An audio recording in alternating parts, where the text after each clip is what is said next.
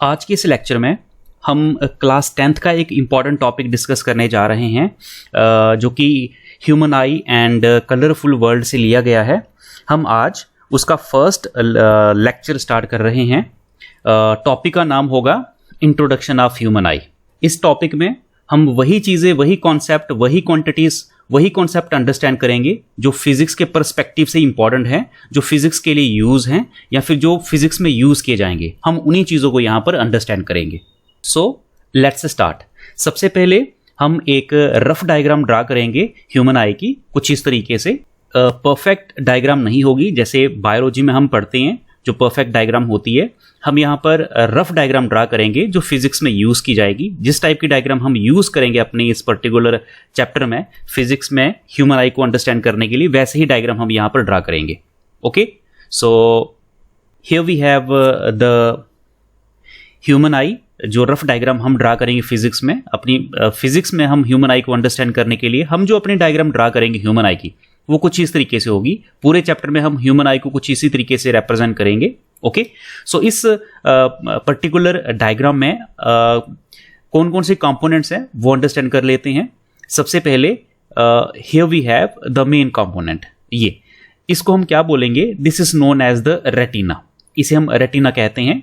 Number one, very important component. One by one करके इनको understand करेंगे। And then here we have ये yellow colour के कुछ मसल्स हमने यहां रिप्रेजेंट किए हुए हैं। इनको बोलते हैं सिलेरी मसल्स। सिलेरी मसल्स, इनका फंक्शन अंडरस्टैंड करेंगे। Okay, and one more thing, ये व्हाइट कलर में आपको कुछ नजर आ रहा है।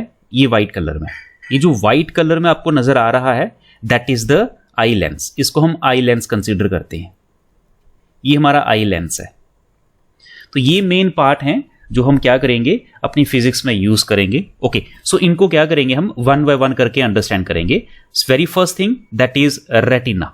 रेटिना के बारे में थोड़ा सा अंडरस्टैंड करते हैं। रेटिना जो है, that is the part where the image is formed. ये वो पार्ट है ह्यूमन आई में जहां पर इमेज हमारी बनती है। ओके, सो अगर लिखना चाहें इसके बारे में थोड़ा सा तो लिख सकते हैं, रेटिना इज द प्लेस और पोजीशन, इज द प्लेस और पोजीशन और लोकेशन। ये वो जगह है जहां पर हमारी इमेज बनती है।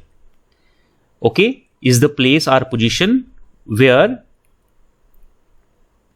Images of different color, where images of different color and intensities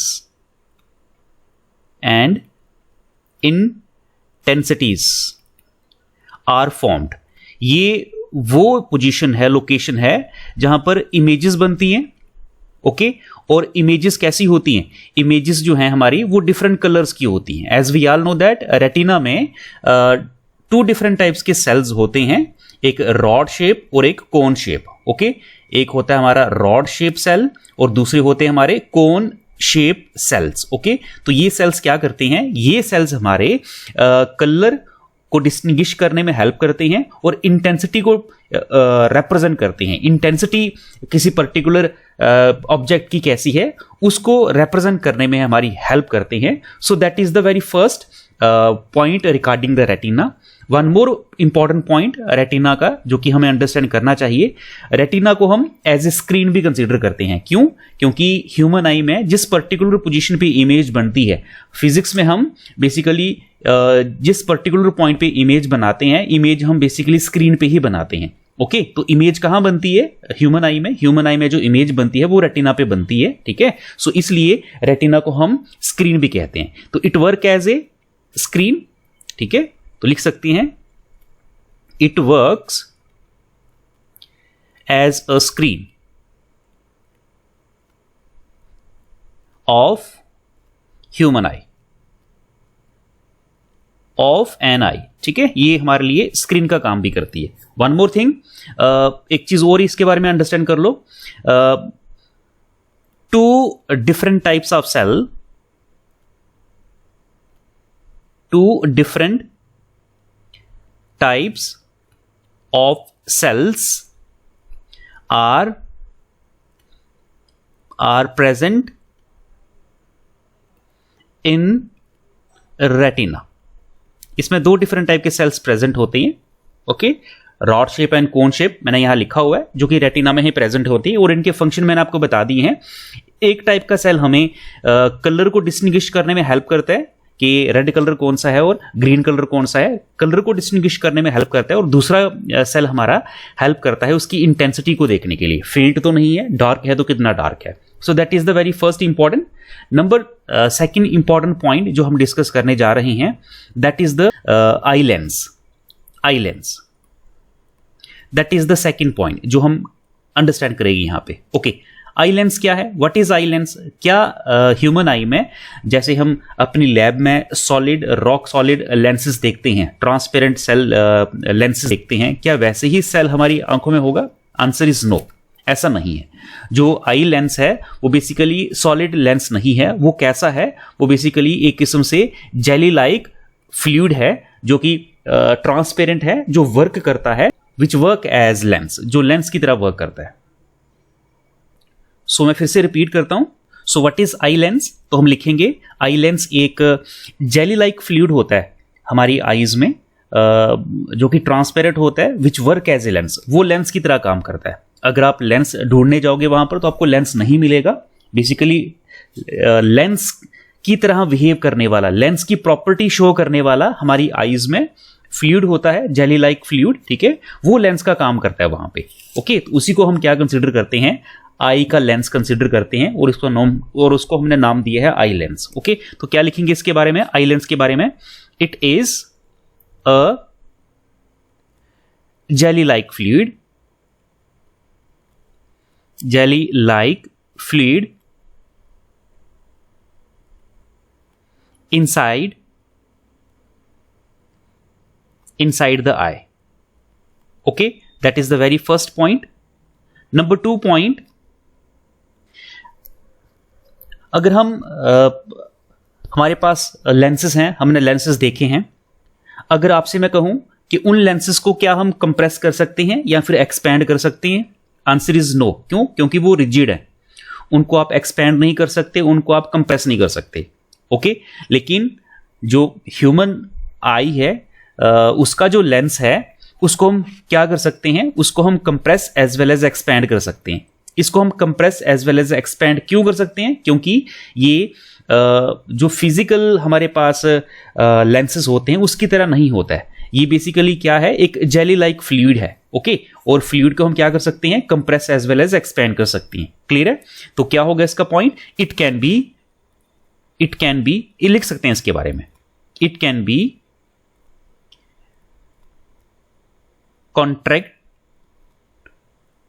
contracted as well as expanded। इसको हम कॉन्ट्रैक्ट भी कर सकते हैं या फिर इसको हम एक्सपैंड भी कर सकते हैं। ठीक है, क्यों? क्योंकि ये रॉक सॉलिड नहीं होता है, जैसे हम फिजिकली अपने लैब में लेंसेज देखते हैं, ये उसकी तरह नहीं होता, ये एक जेली लाइक फ्लूइड है। ओके, सो नाउ अब इसमें 2 इंपॉर्टेंट पॉइंट बनते हैं। जैसे यहां लिखा है कि इसको हम कॉन्ट्रैक्ट कर सकते हैं और इसको हम क्या कर सकते हैं? एक्सपैंड भी कर सकते हैं। ओके, तो इसको हम कब कॉन्ट्रैक्ट करेंगे और कब एक्सपैंड करेंगे, और इसको कौन contract as well as expand करता है? ओके, सो याद रखना है, इस आई लेंस को एक मसल्स हैं हमारे पास जिसका नाम है सिलेरी मसल्स। ये मसल्स क्या करती हैं? ये मसल्स आई लेंस को compress as well as expand करती हैं। ये वो इंपॉर्टेंट मसल्स हैं जो आई लेंस को कंप्रेस करेंगे या फिर आई लेंस को एक्सपैंड करेंगे। सो नेक्स्ट पॉइंट लिखेंगे इसके रिगार्डिंग, जो कि इंपॉर्टेंट पॉइंट है। Ciliary muscles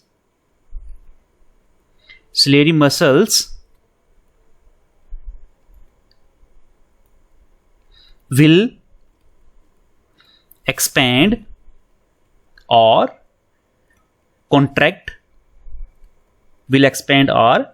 contract the eye lens। Okay, eye lens को ये क्या करेंगे? एक्सपैंड या फिर कॉन्ट्रैक्ट करेंगे।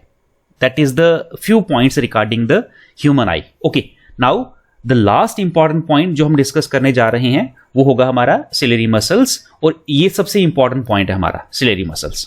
इसी की हेल्प से हम क्या कर सकते हैं, हम देख पाते हैं. So next, that is the very important point, that is the ciliary muscles. Third point, that is CILIARY, ciliary muscles. These muscles are very important. Okay, ये बहुत इंपॉर्टेंट है. इसके बिना अगर ये ना हो तो हम अच्छी तरीके से मूविंग ऑब्जेक्ट को नहीं देख पाएंगे. इसी की वजह से हम क्या कर सकते हैं, मूविंग ऑब्जेक्ट को अच्छे तरीके से देख पाते हैं, उसकी फोकस बना पाते हैं. अगर ये वीक हो जाए तो हम moving object as well as object अगर दूर रखा हो या पास रखा हो उसको देख नहीं पाएंगे अच्छे तरीके से. ओके, सो अब बताइए इसके बारे में थोड़ा सा, क्या है ये सिलेरी मसल्स. तो डायग्राम को देखकर आपको पता चल रहा होगा कि ये वो मसल्स हैं जिन्होंने क्या किया है, जिन्होंने आई लेंस को पकड़ा हुआ है, होल्ड किया हुआ है. ये देखिए, इसने आई लेंस को क्या किया है, इसने आई लेंस को होल्ड किया हुआ है, पकड़ा हुआ है. ओके, ये दोनों साइड से आप कंसीडर कर सकते हो, यहां से भी कंसीडर कर सकते हो कुछ इस तरीके से. क्लियर है. सो एक ऐसा मसल्स जो आई लेंस को होल्ड करके रखता है, पकड़ के रखता है, उसे हम क्या कह सकते हैं, that will be the ciliary muscles. So very first point क्या हो जाएगा इसका वेरी फर्स्ट पॉइंट हो जाएगा, it hold the eye lens. Okay, ये आई लेंस को होल्ड करके रखता है, that is the very first point. Okay, और पॉइंट बताओ इसके बारे में थोड़े से. यहां देखिए, अब आप एक चीज अंडरस्टैंड करिए. सपोज करो कि ये हमारी ह्यूमन आई है कुछ इस तरीके से, ये लेंस मैंने ड्रा कर ली है, ये हमारा लेंस है. ओके, हम क्या ऑब्जर्व करते हैं, हम ये ऑब्जर्व करते हैं कि जब कोई ऑब्जेक्ट दूर हो, जैसे सपोज कर लो कोई ऑब्जेक्ट हमसे 20 मीटर दूर है, ये ऑब्जेक्ट है हमारा. ओके, सपोज करो कि ये ऑब्जेक्ट हमसे कितना दूर है, ये ऑब्जेक्ट हमसे 20 मीटर दूर है, काफी दूर है ये ऑब्जेक्ट हमसे. ओके, जब ऑब्जेक्ट दूर होता है तो क्या हम ये फील करते हैं कि हमारी आईज में कोई प्रॉब्लम हो रही है, कोई स्ट्रेन पड़ रहा है? नहीं, हम ये महसूस करते हैं कि हमारी आई कैसी है, आई मींस आई लेंस कैसा है, ये हमारा रिलैक्स्ड है, हम ऐसा महसूस करते हैं. ओके, जब कोई ऑब्जेक्ट दूर होता है तो हमारी आईज के ऊपर कोई भी प्रेशर नहीं पड़ता, हमारी आईज कैसी होती है, रिलैक्स्ड होती है. ओके, लेकिन जैसे ही हम क्या करेंगे, जैसे ही हम इस ऑब्जेक्ट को आईज के पास लेके आते हैं, आंखों के पास लेके आते हैं, सपोज कर लो आप उसको काफी क्लोज लेके आ गए हो, वेरी क्लोज, ठीक है, काफी क्लोज लेके आ गए हो. जब आप उस लेंस को मूव करवाते हुए आईज के काफी क्लोज लेके आ जाओगे तो आप क्या महसूस करोगे, आप ये महसूस करोगे कि आईज में स्ट्रेन पड़ रही है. आईज में क्या पड़ रही है, आईज में स्ट्रेन पड़ रही है, ये स्ट्रेस महसूस कर रही है आई. आंखों में थोड़ी थोड़ी सी दर्द होती है, ठीक है, स्ट्रेस महसूस होती है. क्यों, ऐसा क्यों, स्ट्रेस क्यों महसूस होती है, इसके पीछे क्या लॉजिक है? इसके पीछे लॉजिक ये है कि जैसे ही हमारा ऑब्जेक्ट दूर होता है तो उस समय हमारा आई लेंस, सिलेरी मसल्स क्या करते हैं, ciliary muscles basically eye lens को रिलैक्स कर देते हैं. आई लेंस बेसिकली ऐसा होता है, तो इस पे कोई प्रेशर वो डालते नहीं है. प्रेशर कितना होता है उस समय, 0 होता है. ओके, लेकिन जैसे ही ऑब्जेक्ट पास आता है तो ऑब्जेक्ट की फोकस, ऑब्जेक्ट की इमेज रेटिना में बनाने के लिए सिलेरी मसल्स क्या करते हैं, सिलेरी मसल्स इन आई लेंस को या इस आई लेंस को कंप्रेस करना शुरू कर देते हैं, इसको कंप्रेस करना शुरू कर देते हैं. ओके, सो याद रखें हमारा जो आई लेंस है ये कंप्रेस भी होता है, ये हमारा कंप्रेस भी होता है. ओके, कुछ इस तरीके से कंप्रेस हो जाएगा ये. तो इसको कंप्रेस करेगा कौन, उसको कंप्रेस करेगा ये सिलेरी मसल्स. सो सिलेरी मसल्स क्या करेंगे, उसको कंप्रेस करेंगे. जैसे ही हमारा आई लेंस कंप्रेस होगा तो हमें थोड़ी सी दर्द महसूस होगी अपनी आंखों में. ओके, तो हमें दर्द कब महसूस होती है आंखों में, जब हम किसी ऑब्जेक्ट को आंखों के काफी पास लेके आ जाते हैं. ओके, तो उस समय क्या हो रहा होता है, उस समय सिलेरी मसल्स आई लेंस को कंप्रेस कर रहे होते हैं. जब कंप्रेस किया जाता है तो कर्वेचर जो है लेंस का कर्वेचर जो है वो क्या हो जाता है, लेंस का कर्वेचर हमारा बढ़ जाता है. ओके, तो ये चीजें आपको याद रखनी है. तो ये थोड़े से पॉइंट हमने यहां पर भी डिस्कस करनी है, उनको डिस्कस कर लेते हैं. चलिए, it hold the eye lens, yes, पता है सभी को, ये आई लेंस को होल्ड करके रखता है. Few more important point, yes, so लिखेंगे यहां पे ciliary muscles contract the eye lens contract the eye lens when object brought very close to the eye. Okay, जब किसी ऑब्जेक्ट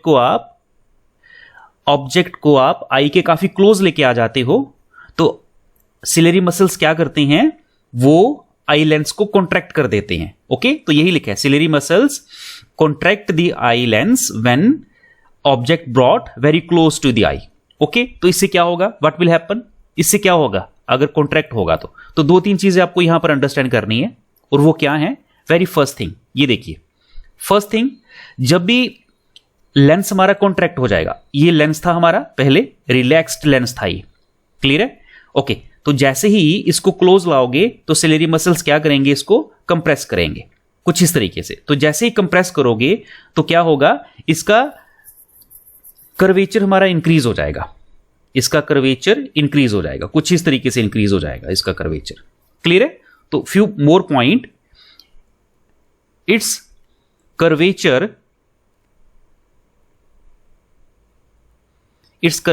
विल इंक्रीज. इसका कर्वेचर क्या हो जाएगा, इंक्रीज हो जाएगा. किसका, लेंस का कर्वेचर इंक्रीज हो जाएगा.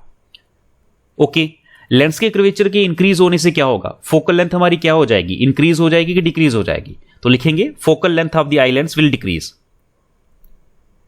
फोकल लेंथ क्या हो जाएगी, focal length of eye lens will decrease, ये हमारी डिक्रीज हो जाएगी.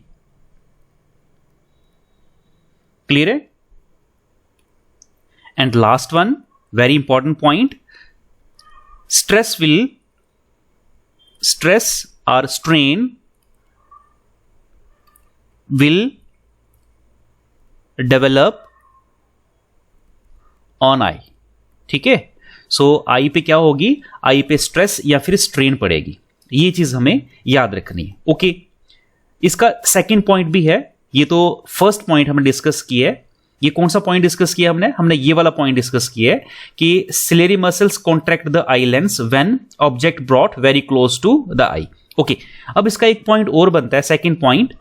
इसमें सिलेरी मसल ने क्या किया है, आई लेंस को कॉन्ट्रैक्ट किया है. सिलेरी मसल्स आई लेंस को एक्सपेंड भी तो कर सकते हैं. ओके, तो ये भी इसका फंक्शन होगा. तो ciliary muscles expand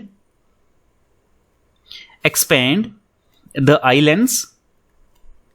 the eye lens, आप बता सकते हो कि आई लेंस हमारा एक्सपेंड कब होगा, किस सिचुएशन में होगा, व्हेन ऑब्जेक्ट, जब ऑब्जेक्ट पास होगा कि दूर होगा, व्हेन ऑब्जेक्ट वेरी फार